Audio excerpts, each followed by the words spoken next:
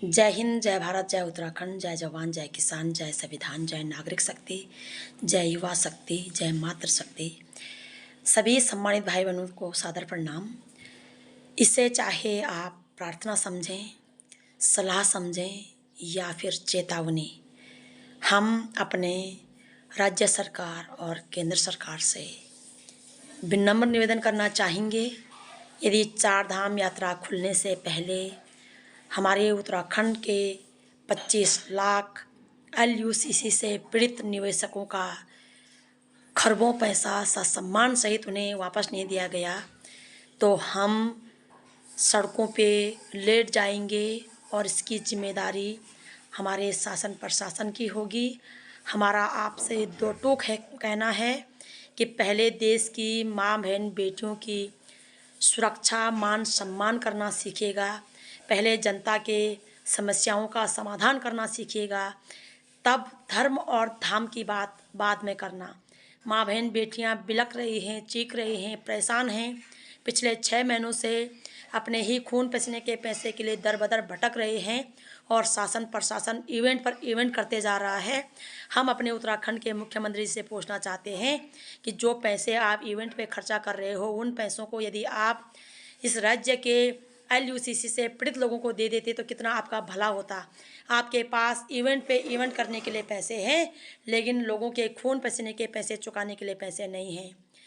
इस संदर्भ में मैं संपूर्ण LUCC से पीड़ित भाई बहनों से कहना चाहूँगी, जितने भी हमारे CP हैं, यानी कि एजेंट भाई बहन हैं, ग्राहक भाई बहन हैं, अचीवर भाई बहन हैं या ब्रांच मैनेजर्स भाई बहन हैं, 27 तारीख संडे को 11 बजे 10 मिनट का सांकेतिक धरना प्रदर्शन देना है सड़कों पे और उसके बाद 29 तारीख से परमानेंट धरना प्रदर्शन दे देना है, क्योंकि बहुत हुआ माँ बहन बेटियों पे, देश के कमज़ोर नागरिकों पे अत्याचार, यह बर्दाश्त नहीं किया जाएगा।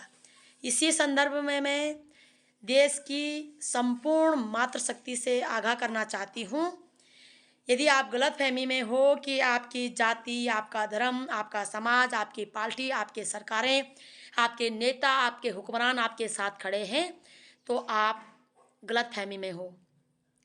आप हमें बताइएगा कि LUCC से पीड़ित आप लोग पिछले 6 महीनों से दर बदर भटक रहे हैं। मुझे एक भी ऐसे नेता, एक भी ऐसे पार्टी, एक भी ऐसे उम्मीदवार, एक भी ऐसे विधायक, एक भी ऐसे सांसद, एक भी ऐसे जनप्रतिनिधि, एक भी ऐसे धार्मिक संगठन, एक भी ऐसे सामाजिक संगठन, एक भी ऐसे युवा संगठन को मुझे बताइएगा कि जो इस दुख की घड़ी में आपके साथ खड़ा हुआ हो। एक भी नेता हमें नाम लेकर बताइएगा कि जो आपके साथ खड़ा हुआ हो।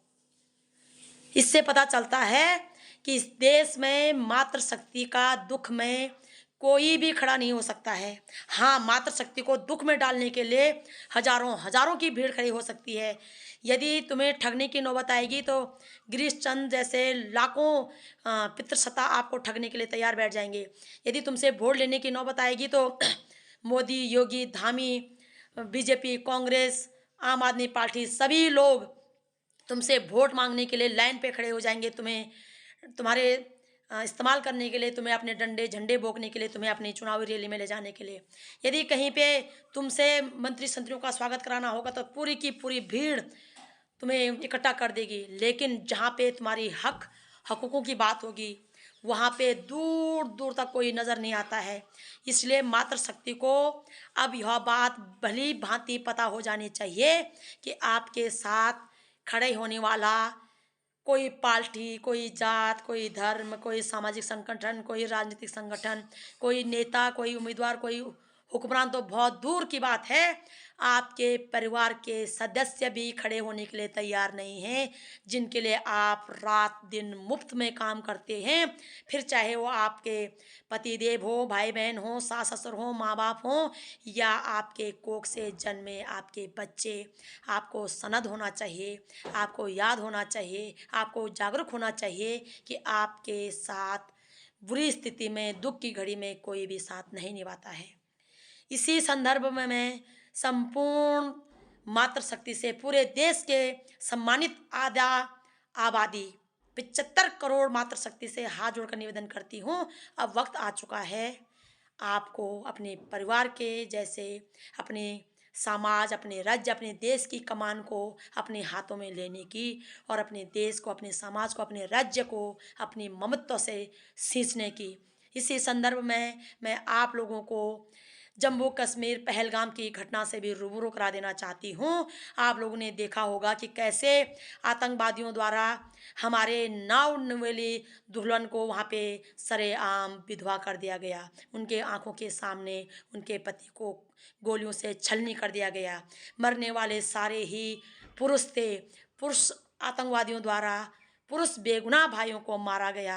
इससे ज़्यादा दुखद क्या हो सकता है। और यह भी चोट मातृशक्ति की अंतर आत्मा तक की गई है। किसी का भाई मरा, किसी का पति, किसी का बेटा और किसी का पिता। कहीं ना कहीं इन आतंकवादियों द्वारा भी मातृशक्ति को टारगेट किया जा रहा है, मातृशक्ति को झकझोर किया जा रहा है, ताकि वो ताउम्र इस प्रकार के दर्द को झेलते रहे और तिल तिल मरते रहे। इसलिए मेरी मातृशक्ति, अब वक्त आ चुका है कि आपको अपने देश का कमान, अपने समाज का कमान, अपने राज्य का कमान अपने हाथों में संभालने का, आपको अपने ममत्व से अपने राज्य को, अपने देश को सींचने का। मेरे भाई बहनों, बहुत ही ज़्यादा नेगेटिव चल रहा है। आप लोग देख रहे होंगे कि सोशल मीडिया पे इसे नफरती राजनीति में बदल कर कहा जा रहा है कि जाति पूछी, धर्म पूछा गया, जाति नहीं। माना कि आतंकवादियों द्वारा धर्म पूछा गया, जाति नहीं, लेकिन मैं पूछना चाहती हूँ, क्या मेरे देश के शासन प्रशासन, मेरे देश की केंद्र सरकार भी हिंदुओं का कत्लेआम कराना चाहती है? क्या वो भी चाहती थी कि हिंदू इस प्रकार से आतंकवादियों के हाथों मारा जाए? आखिर देश के केंद्र सरकार को जब पता था कि हिंदुओं का कत्लेआम धर्म पूछ कर किया जाएगा, तो देश के केंद्र सरकार ने वहाँ पे पर्यटकों को Z+ सिक्योरिटी क्यों नहीं दी गई? क्यों पर्यटकों को राम भरोसे छोड़ा गया? क्यों पर्यटकों के जीवन के साथ इस प्रकार का खिलवाड़ किया गया? हम भी अपनी भारत सरकार से, अपने केंद्र सरकार से सवाल पूछ रहे हैं, जाति धर्म नहीं। आपने अपने देश के लोगों के साथ, उनके जीवन के साथ, उनकी सुरक्षा के साथ इतना बड़ा खिलवाड़ क्यों किया? यह चूक नहीं, यह साजिश है। जब इस देश के हुक्मरानों को पता है कि देश के हिंदुओं को टारगेट किया जा रहा है, तो फिर उन्हें इस प्रकार से असुरक्षित माहौल में जानबूझकर यह क्यों कहा जा रहा है कि जाओ कश्मीर में पर्यटकों, वहाँ अब कोई डर नहीं है, कोई भय नहीं है। तो फिर यह 28 लाशें, 28 घरों को बर्बाद क्यों किया गया है? इसलिए मैं बिल्कुल भी इस प्रकार के आतंकवादी हमले को बर्दाश्त करने के मूड में नहीं हूँ। हम मातृशक्ति अब अपने हाथों से, चाहे वो आतंकवाद हो, भ्रष्टाचार हो, अत्याचार हो, बलात्कार हो, नशा हो, छुआछूत हो, भेदभाव हो, धर्म के नाम पे नफरत हो, किसी भी प्रकार का अत्याचार हो, अपने हाथों से ख़त्म करेंगे। वह चाहे हमें फूलन देवी बनना पड़े, तिलू झांसी बनना पड़े या ज्योतिबाई फूले बनना पड़े, हम अपने हाथों से ये तमाम प्रकार का जघन्य अपराध को ख़त्म करेंगे और देश के सामने दो टूक प्रस्ताव रखेंगे। या तो इस देश के तमाम प्रकार के अन्याय को ख़त्म करें देश से, या फिर महिलाओं के साथ किसी भी प्रकार का रिश्ता रखने का कोई आवश्यकता नहीं है।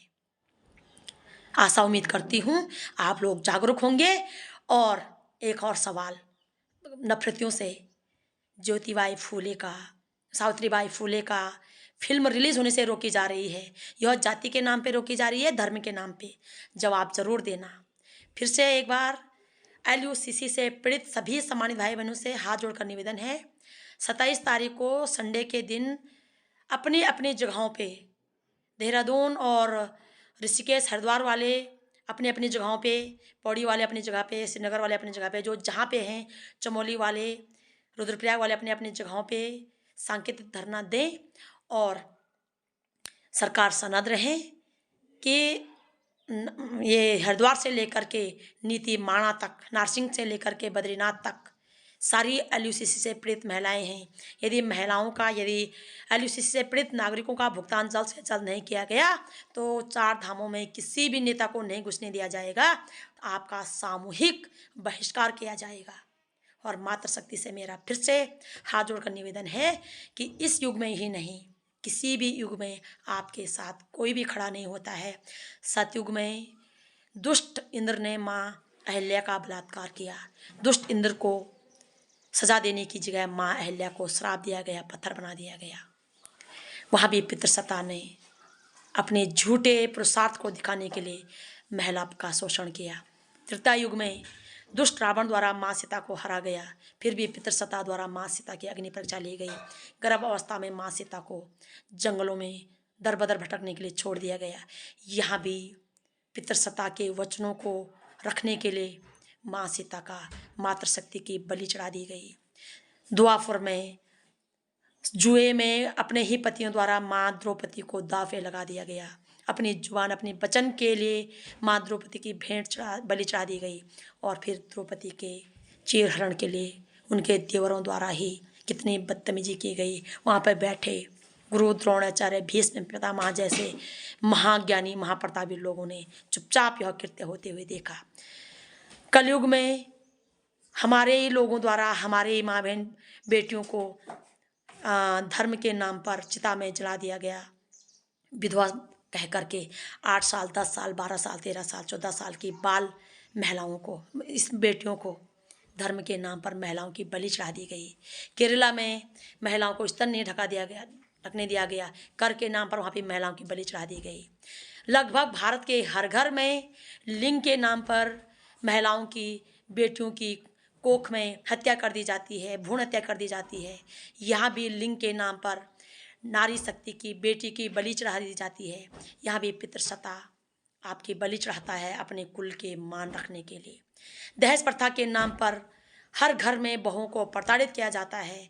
यहाँ भी प्रथा के नाम पर महिलाओं की, नारी शक्ति की बलि चढ़ा दी जाती है। और हर संगठन, हर जात, हर धर्म, हर नियम, हर कानून कोई ऐसा नहीं है जहाँ तथा कथित चीज़ों के मान रखने के लिए महिलाओं की सरेआम धूमधाम से बलि चढ़ा दी जाती है। कभी जात के नाम पर, कभी धर्म के नाम पर, कभी वचनों के नाम पर, कभी पवित्रता के नाम पर, कभी लिंग के नाम पर, कभी कुप्रथाओं के नाम पर। और महिलाएं फिर भी अपने ऊपर हो रहे शोषण के खिलाफ में आवाज़ नहीं उठाती हैं। तो महिलाओं, आपको अपने भ्रम तोड़ने की आवश्यकता है और इस पितृसत्ता समाज को उखाड़ फेंकने की आवश्यकता है। इस पितृसत्ता समाज ने नारी शक्ति के साथ जो दुराचार किया है सदियों से, इसका जवाब देने के अब समय आ चुका है। माँ सीता, माँ अहिल्या, माँ द्रौपदी, सती प्रथा में जलती हुई नारियों, भ्रूण हत्या में मरती हुई बेटियों, दहेज प्रथा में प्रताड़ित हुई बहुओं का हिसाब किताब लेने का वक्त आ चुका है। और LUCC से पीड़ित जितने भी मातृशक्तियों का पिछले 6 महीने से शारीरिक, मानसिक, आर्थिक, कानूनी, राजनीतिक तौर पे, न्यायिक तौर पे प्रताड़ना झेली जा रही है, इसका हिसाब लेने का वक्त आ चुका है। बूंद बूंद आंसुओं का, बूंद बूंद खून का हिसाब लेने का वक्त आ चुका है। पाई पाई का हिसाब लेने का वक्त आ चुका है। अपनी कमर कस लीजिएगा, सर पे कफन बांध लीजिएगा और या तो इस समय समूचे देश की मातृशक्ति का खात्मा होगा या फिर इस देश में हर प्रकार का अपराध, अन्याय, आतंकवाद, भ्रष्टाचार, अत्याचार, शोषण, धोखाधड़ी हमेशा हमेशा के लिए खत्म होगा। अब मातृशक्ति अपने देश, अपने राज्य, अपने समाज की कमान अपने हाथों में लेगी। अपने बच्चों की तरह जिस प्रकार से हमने अपने बच्चों को अपने खून से सींचा है, अपने दूध से पाला है, अपने परिवार को अपने मेहनत से संवारा है, उसी प्रकार से हम अपने समाज को अपने खून, अपने पसीने, अपने आंसू और अपने ममता से सींचेंगे और इस समाज से, इस देश से, इस राज्य से हर प्रकार की बुराई को खत्म करेंगे।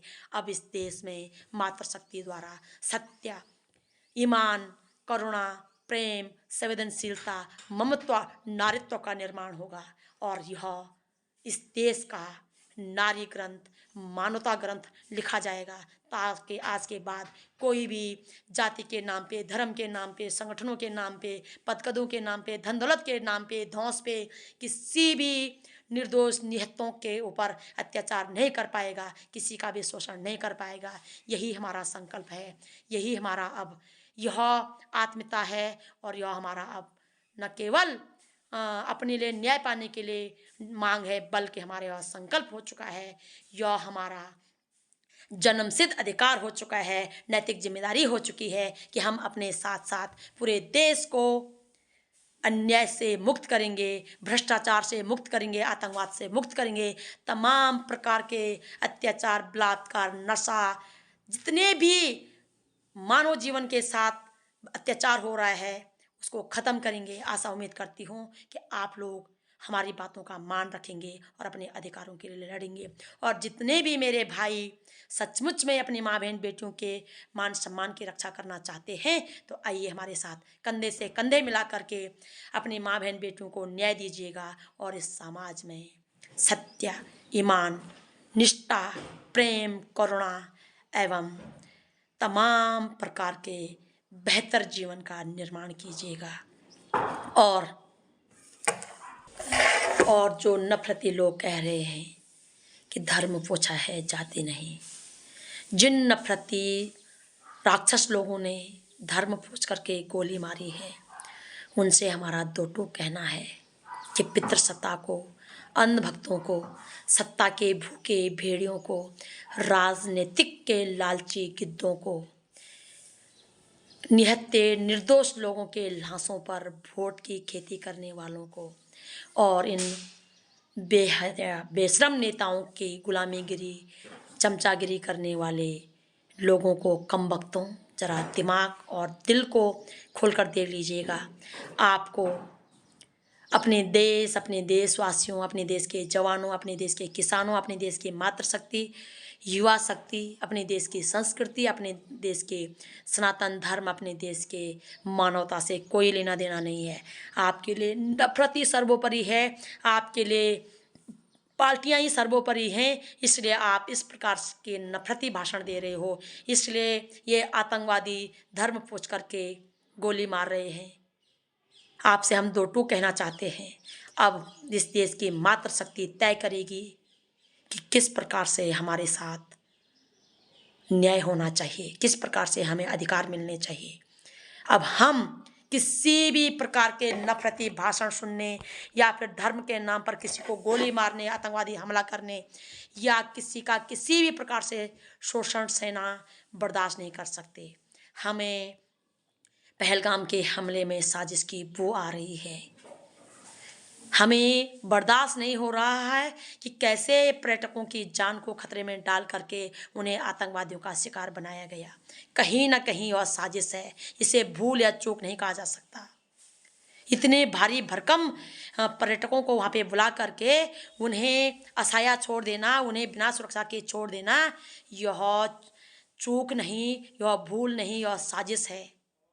और अब हम इसके खिलाफत में मोर्चा खोलेंगे और हम सच्चाई सबके सामने लाएंगे, दूध का दूध, पानी का पानी करेंगे और देखते हैं कि कौन इस देश के मातृशक्ति का, इस देश के वासियों का, इस देश के धर्म का, इस देश की संस्कृति का, इस देश और देशवासियों का, देश के जवानों का, किसानों का दुश्मन है और कौन सचमुच में देश के हित में काम कर रहा है।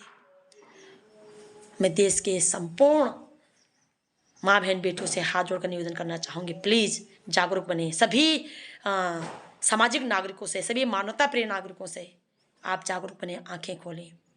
लास्ट में कहते हैं कि मानवता ही काम आती है, तो फिर धर्म के नाम पे यह लहू क्यों बहाया जा रहा है, फिर धर्म के नाम पे यह नफरत क्यों फैलाई जा रही है, फिर धर्म के नाम पे ये डर्टी पॉलिटिक्स खेल करके वोटों की खेती क्यों उगाई जा रही है। जब अंततः मानवता ही काम आनी है तो फिर मानवता का ही निर्माण क्यों ना किया जाए। क्या धर्म सिर्फ लहू बहाने के लिए होता है, नफरत फैलाने के लिए होता है? आशा उम्मीद करती हूँ कि इस डर्टी पॉलिटिक्स से सब बाहर आएंगे। और एक जवान की मैं क्लिप सुन रही थी, मैं उस जवान से तहदिल से उनका सत नमन करती हूँ।